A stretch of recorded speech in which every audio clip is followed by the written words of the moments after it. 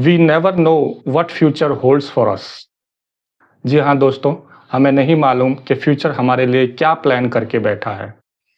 और अगर हम रास्ते में मिलने वाली हर अपॉर्चुनिटी को, हर मुश्किल से मुश्किल सिचुएशन को पूरे वो होल हार्टेडली और ओपनली एक्सेप्ट करेंगे, तो हम पाएंगे कि हम लाइफ में बहुत अच्छा कर रहे हैं और बहुत कुछ सीख रहे हैं। पर ज़्यादातर लोग जब भी कोई मुश्किल फेस करते हैं तो वो कंप्लेन करना शुरू कर देते हैं, why it is happening to me, why it has happen to me. Instead of that, if they will be accepting that thing openly or wholeheartedly, chances are very much there they will be flourishing a lot।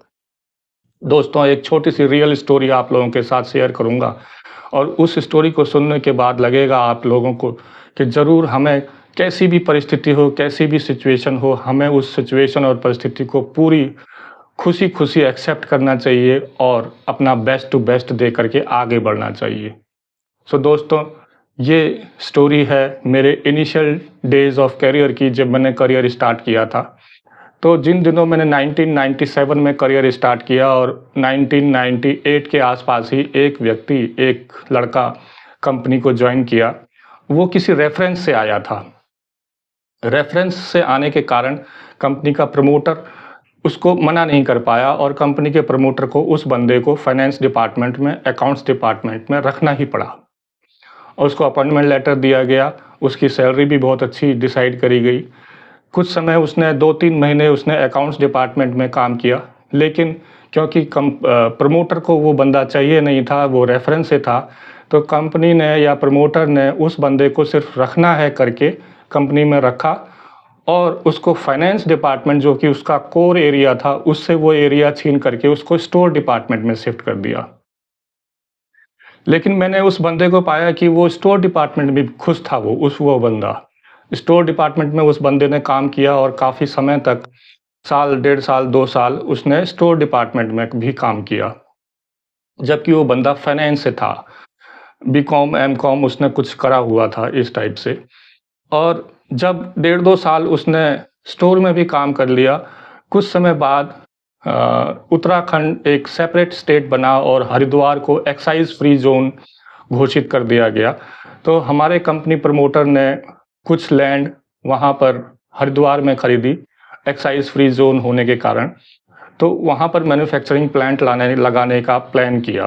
तो 1 आध साल बाद जब land process और सब कुछ acquisition सब कुछ फिनिश हो गया, तो उन्होंने, हमारे प्रमोटर ने मैन्युफैक्चरिंग प्लांट लगाने के लिए वहाँ पर प्रोसेस शुरू किया।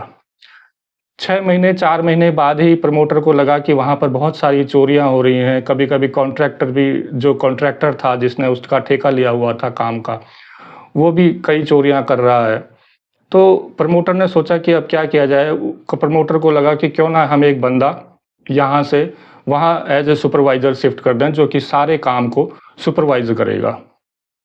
तो प्रमोटर को कोई और बंदा मिला नहीं।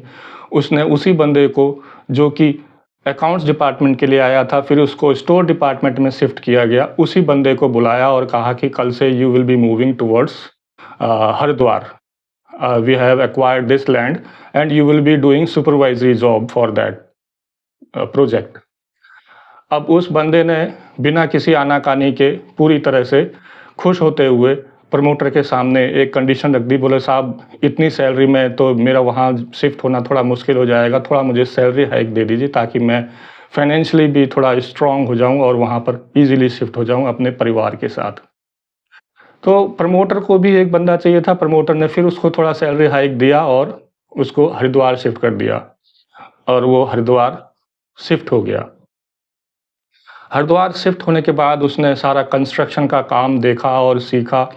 जब किसी काम को आप करते हैं तो ज़ाहिर है कि आप भी उस काम में पूरी तरह से अगर इन्वॉल्व हैं तो बहुत कुछ सीखेंगे। उस बंदे ने भी, क्योंकि वो जो भी चीज़ मिल रही थी उसको बड़े खुशी से एक्सेप्ट कर रहा था, तो वहाँ भी उसने बहुत कुछ सीखा। और साल भर के बाद जब वो बंदा दोबारा मेरे से मिला तो उसने मुझे बताया कि मैंने हरिद्वार में ही अपना घर खरीद लिया है और उसके पास 4 व्हीलर कार थी उस समय। वो 4 व्हीलर नई कार से ऑफिस आया था और उस समय मैं सिर्फ बाइक यूज़ करा करता था। तो उस बंदे ने जो कि अकाउंट से है और स्टोर पे काम करके और कॉन्ट्रैक्टर का सुपरवाइज़र के काम कर रहा है और आगे इम्प्रूव करके प्रोग्रेस करके हरिद्वार में अपना घर भी खरीदा और कार भी खरीदी। फिर उसके बाद कुछ समय बाद वो बंदा फिर दोबारा मुझे मिला 6-8 महीने बाद, तो जब उस प्रोजेक्ट पे जिस प्रोजेक्ट पे वो काम कर रहा था वो लगभग ख़त्म होने के उस पे था। तो 6, 8, 10 महीने बाद वो मिला और उसने बताया कि मैंने कंपनी से रिज़ाइन कर दिया है और मैं दूसरी कंपनी जॉइन कर रहा हूँ हरिद्वार में ही। और उस बंदे ने कंपनी से हमारी कंपनी से जहाँ मैं काम करता था वहाँ पे रिज़ाइन कर दिया और दूसरी कंपनी जॉइन करने के लिए मुझे बताया कि मैं जॉइन करने वाला हूँ। उसने ये बताया, मैंने उससे पूछा कि क्या फाइनेंस डिपार्टमेंट में? बोला नहीं, अब मैंने अपना प्रोफ़ेशन ही चेंज कर दिया है। अब मैं कॉन्ट्रैक्टर का काम देखता हूँ सिर्फ़। तो वहाँ पर मेरे को सीनियर मैनेजर प्रोजेक्ट की पोस्ट मिली है और दिस इज़ माय सैलरी। सोचिए, एक बंदा फाइनेंस डिपार्टमेंट से फिर उसके बाद स्टोर में काम करके, और ये स्टोरी जो मैंने आपको बताई ये लगभग 20-22 साल पुरानी है। तो वो कितना फ्लरिश हुआ होगा, आप सोच सकते हैं इस छोटी-सी स्टोरी के द्वारा। मेरा कहने का तात्पर्य ये है, life, whenever life is throwing curveballs towards you, accept it wholeheartedly because you never know, you can flourish in that field which you have not planned, but nature is giving you, God is giving you different way to flourish, where you can flourish more and more, which you have not accepted. So accept the things wholeheartedly and flourish as much as you can. This is my today's video. Hope you learned something. Hope you enjoyed it. Thank you.